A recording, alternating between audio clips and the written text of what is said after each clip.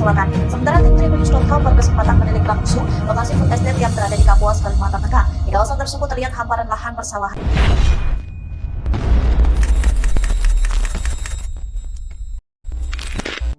Selamat malam warga sipil sekalian, bagaimana kabar kalian? Semoga sehat selalu. And welcome back to our stream or video or content or something bersama saya Fadil di perwakilan kelompok 8. Dan pada malam kali ini kita akan membahas salah satu proyek besar dalam sektor pertanian dan perkebunan yang tidak lain atau tidak bukan adalah food estate.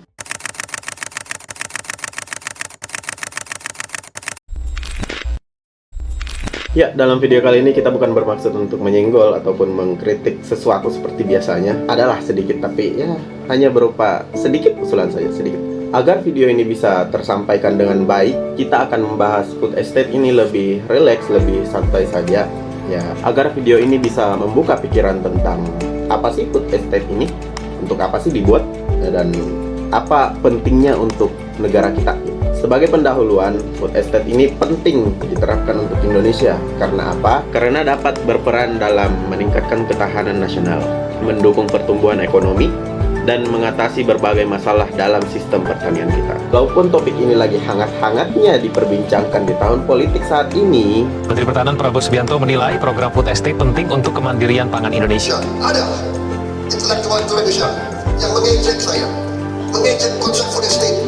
Kalau terjadi krisis di dunia, masa di 280 juta rakyat Indonesia harus tergantung kepada bangsa lain? akan tetapi food estate yang kita akan bicarakan di sini, kita akan bercermin ke negara yang sudah sukses mengembangkan proyek ini, sudah ke tahap keberlanjutan dalam ketahanan pangan secara global.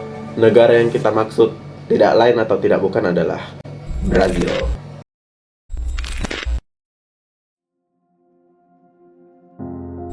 Oke, sebelum kita melangkah lebih jauh ke negeri tetangga, kita perlu memahami dulu nih tentang food estate. Jadi, tonton video ini sampai habis. Jadi, warga sipil sekalian, food estate ialah konsep pengembangan kawasan pertanian dalam skala besar yang terintegrasi dengan berbagai komoditas pangan yang bertujuan untuk meningkatkan produksi dan ketahanan pangan. Kawasan ini dirancang untuk menanam berbagai tanaman pokok seperti beras, jagung, kedelai, dan tanaman lainnya, serta mengintegrasikan sektor perikanan dan peternakan. Tujuan utama dari food estate ini adalah untuk memanfaatkan lahan tidur atau lahan yang belum optimal sehingga dapat mendukung ketahanan pangan secara nasional. Otomatis kita bisa nih mengurangi ketergantungan pada impor pangan. Jadi dalam penerapannya, melalui penggunaan teknologi pertanian presisi, mekanisasi, dan inovasi agrikultur, sehingga produksi pangan menjadi lebih efisien dan berkelanjutan. Selain itu, food estate juga membuka untuk lapangan pekerjaan nih untuk masyarakat yang bisa meningkatkan kesejahteraan untuk para petani lokal melalui program kerjasama pada akses terhadap teknologi dan pengembangan pasar yang lebih luas.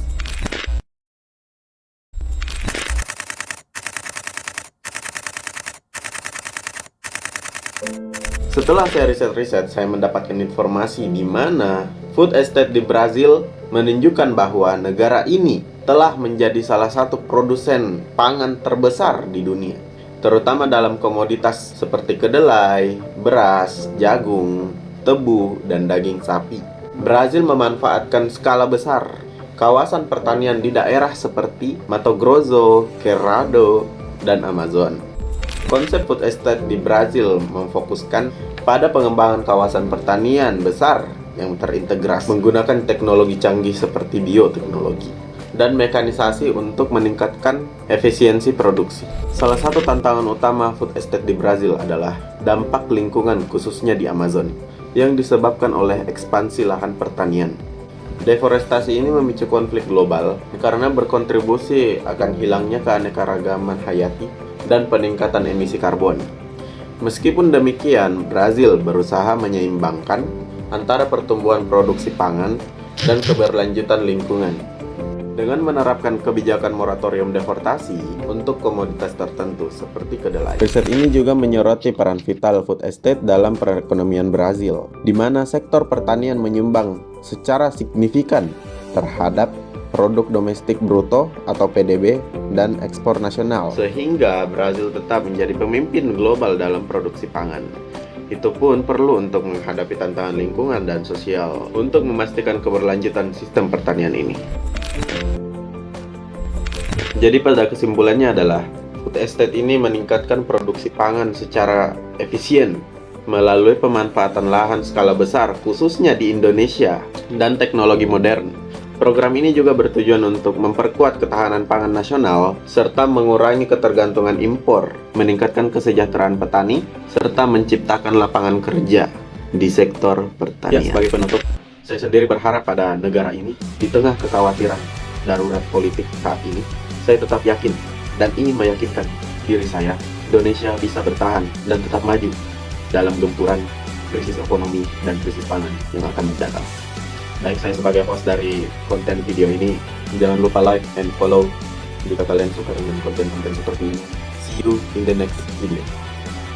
Video eksklusif ketika lagi take video tapi ada tukang.